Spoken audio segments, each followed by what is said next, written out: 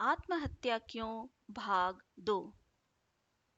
जलवायु, ऊष्मा, खुला प्रकाश जैसी शक्तियां कभी किसी को हानि नहीं पहुंचाती, किंतु निर्बलों के लिए वे भी घातक बन जाती हैं।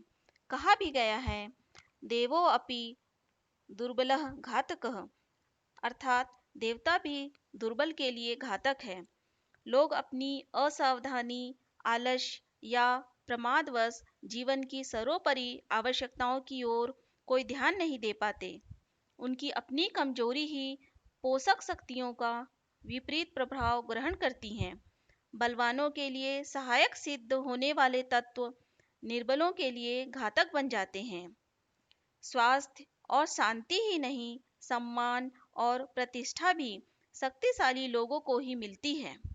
कमजोर और क्षीणमना लोगों को हर कोई क्रूर दृष्टि से देखता है।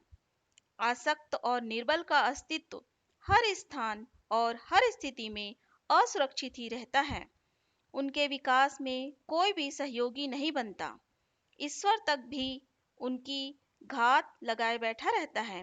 मृत्यु ऐसे ही तत्वों पर तो अपना कालपास प्रथम फेंकती है। उत्तम की रक्षा प्रकृति के विकास का सिद्धांत है, उसका नियम है। इसलिए उसकी व्यवस्था में निर्बल और अशक्त लोगों को कदम कदम पर खतरे तथा हानियां उठानी पड़ती है। सफल, सुरक्षित और सुखी जीवन के लिए वन संवर्धन की आवश्यकता स्वीकार की जानी चाहिए। स्वामी विवेकानंद ने एक स्थान पर लिखा है, सर्वप्रथम आपको बलवान बनना चाहिए। शक्ति संवर्धन ही उन्नति का एकमात्र मार्ग है। इसी प्रकार परमात्मा और आत्मा के अधिक निकट पहुंचा जा सकता है। कोई उद्देश्य व्यक्तिगत या सार्वजनिक शक्ति और सामर्थ्य के द्वारा ही तो प्राप्त किया जा सकता है। किसी भी क्षेत्र में अनायास सफलता नहीं मिलती। उसके लिए तो निरंतर प्रयास करते हुए अपनी शक्तियों को विकसित करना होता है। इसमें कोई संदेह नहीं है कि सभी वस्तुएं और उपलब्धियां स्वयं सिद्ध हैं, लेकिन यह भी सच है कि उनको प्राप्त करने के लिए पात्रता और सुरक्षित रखने के लिए शक्ति का विकास आवश्यक है। पात्रता का विकास अनवरत श्रम साधना द्वारा ही किया जा सकता है।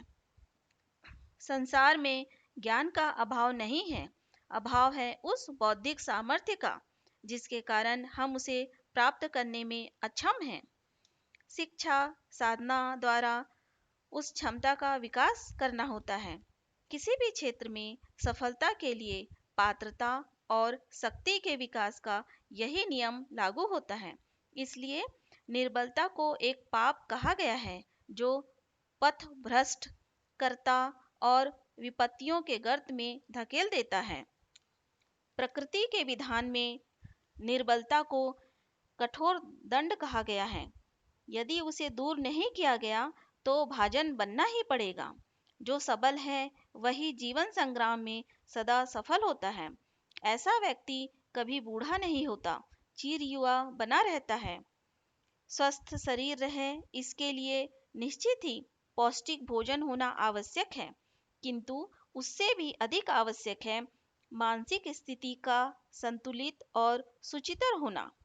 भोजन से शक्ति मिलती है और शक्ति से स्वास्थ्य, किंतु भोजन को पचाने की शक्ति ही नहीं, शरीर के अन्य अंग अवयवों को भी समुचित ढंग से सक्रिय और सुव्यवस्थित रखने के लिए आवश्यक शक्ति का स्रोत भी मस्तिष्क ही है।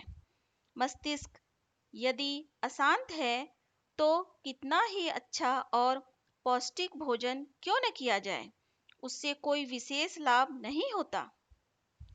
इसके विपरीत जब मानसिक स्थिति शांत और संतुलित हो तो रूखा सूखा भोजन खाकर भी स्वस्थ रहा जा सकता है। बेमन से लगातार मानसिक श्रम करते रहने के कारण चमड़ी पर खरोंच तथा अन्य त्वचा संबंधी बीमारियां उत्पन्न हो जाती हैं। उनके अनुसार क्रोध, आवेश और उत्तेजना के समय अथवा निराशा और हताशा की मनः स्थिति में शरीर के भीतर विषैले रसायन मनोरोग के लक्षण शरीर पर भी प्रकट होते हैं, परंतु मुख्यतः इनका प्रत्यक्ष संबंध मन से ही होता है। हताश रहने तथा अकारण किसी बात को लेकर भयभीत होने की दो बीमारियां, जिन्हें मनःशास्त्री डिप्रेशन तथा फोबिया कहते हैं, आधुनिक सभ्यता की देन कही जा सकती है। इस तरह के रोगी सामाजिक तथा पारिवारिक कर्तव्यों के प्रतिकूल भावना रखते हैं। बात बात में चिढ़ जाना या उबल उठना तथा इस प्रकार चिड़चिड़ा जाने तथा गर्म होने के बाद अचानक रोने लगने के प्रमुख लक्षण इन रोगियों में देखे जा सकते हैं। भावनात्मक तनाव भी कई बार दर्द में परिणत हो जाता है। सिर दर्द, पेट का दर्द, जोड़ों का दर्द, छाती का दर्द, कमर का दर्द आदि दर्द शारीरिक कारणों से अधिक मनोवैज्ञानिक कारणों पर आधारित हैं। इनके मूल में कोई चिंता, कोई आशंका, कोई भय, भावी अशुभ की आशंका अथवा भूतकाल की कोई दुखद स्मृति काम करती है। मन की यह अवस्था शरीर के किन्हीं भी अंगों पर प्रभाव डालकर उन्हें पीड़ा का अनुभव कराती है।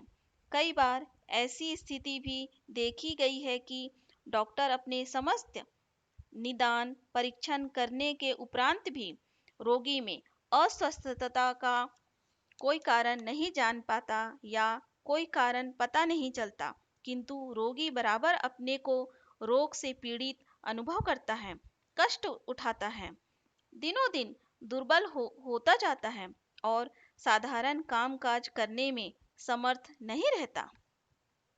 हर काम को पूरी समझदारी, जिम्मेदारी, तत्परता और तन्मयता के साथ किया जाए। उसमें आलस्य, प्रमाद को प्रवेश न होने दिया जाए।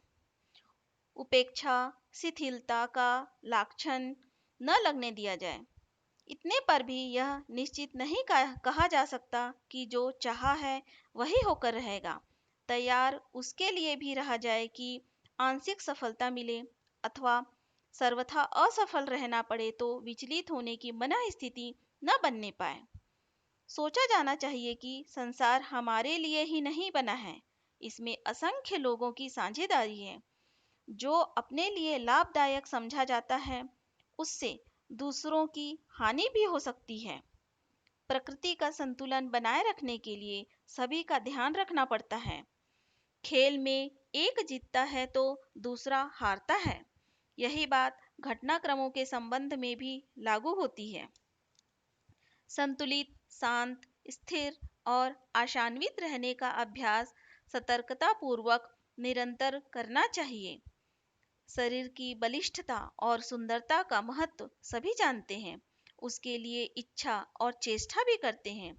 इससे अधिक महत्वपूर्ण मनोबल की प्रखरता और प्रसन्न मुद्रा को समझा जाना चाहिए। आत्मविश्वास के रहते कोई कार्य असंभव नहीं रह जाता। गई गुजरी परिस्थितियों में सर्वथा साधनहीन रहते हुए भी लोगों ने आत्मविश्वास के सहारे प्रगति का मार्ग स्वयं सोचा, खोजा और उस पर स्वयं अपने पैरों चलते हुए उन्नति के चरम शिखर पर पहुंचे हैं। यह संभावना हर किसी के साथ जुड़ी रहती है। शर्त एक ही है कि कठिनाई से निराश होकर हाथ पैर फुलाकर न बैठा जाए। मुस्कान मनुष्य के पास एक प्रत्यक्ष दैवी वरदान है। जो हंसता हंसाता रहता है वह चुंबक की तरह आकर्षण शक्ति से भरा पूरा और कमल पुष्प जैसा सुंदर सुगंधित बना रहता है। उसका व्यक्तित्व आकर्षक होता है। यह अपना निजी उत्पादन है। यदि उसे स्वभाव का अंग बना लिया जाए और दृढ़तापूर्वक उसका अभ्यास कर लिया जाए तो व्यक्तित्व असाधारण रूप से सुंदर बन जाता है। उसे न तो बुढ़ापा छीन सकता है और न कठिनाइयों के बीच रहते हुए भी उस पर कोई आँच आती है। शरीर मात्र यौवन के दिनों में ही बलिष्ठ रहता है। बचपन और बुढ़ापे में तो असमर्थता की छाई रहती है। बीमारी और परेशानी भी उसे लुंज पुंज कर देती है, पर आत्मविश्वास के आधार पर उपार्जित किया गया मनोबल ऐसा है जो सदा सर्वदा साथ देता है और प्रचंड जीवनी शक्ति की तरह हर कठिनाई से सामना करने के लिए समुद्यत रहता है।